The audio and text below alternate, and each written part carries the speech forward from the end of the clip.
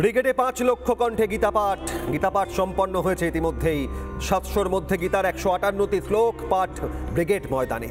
হিন্দু সম্প্রদায়ের সবচেয়ে বড় সম্মেলন। গীতার প্রথম, নবম ও অষ্টাদশ অধ্যায় পাঠ এক ঐতিহাসিক মুহূর্তের সাক্ষী গোটা বিশ্ব।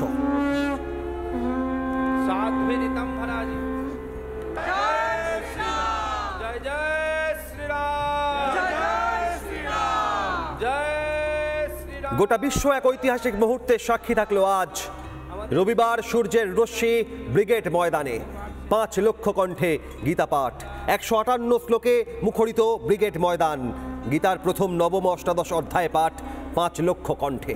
কি বলেছেন এ প্রসঙ্গে আজ কার্তিক মহারাজ উপস্থিত ছিলেন গীতা পাঠ অনুষ্ঠানে, দেখুন। আজকে শ্রীমদ্ ভগবত গীতাকে কেন্দ্র করে লক্ষ লক্ষ মানুষ রাজনৈতিক দলমত নির্বিশেষে, জাতি ধর্ম বর্ণ নির্বিশেষে আপনারা এখানে উপস্থিত হয়েছেন। আপনাদের উদ্দেশ্যে শত ধন্যবাদ। এটা রাজনৈতিক দলের সমাবেশ নয়, পেশি শক্তির সমাবেশ নয়, অর্থের প্রাচুর্য নয়। আমরা কয়েকজন ভিখারি সন্ন্যাসী আপনাদের আবেদন জানিয়েছিলাম।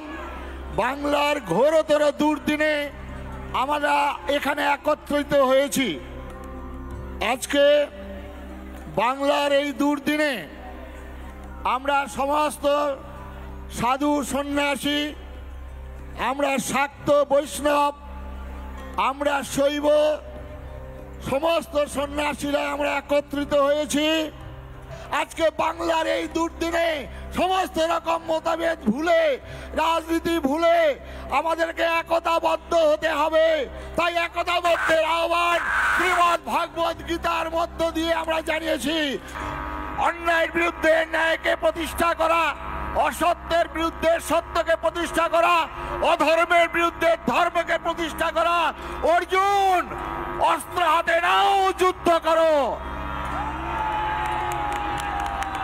নিজের রাজ্য উদ্ধার করার জন্য সেই দিন পঞ্চ পাণ্ডবরা তাদের সন্তানদের বলিদান করেছিলেন কুরুক্ষেত্রের প্রাঙ্গণে। আজকে আমাদের গীতার মন্ত্রে শপথ গ্রহণ করে সেই লড়াইয়ের ময়দানে আমাদের উপস্থিত হতে হবে।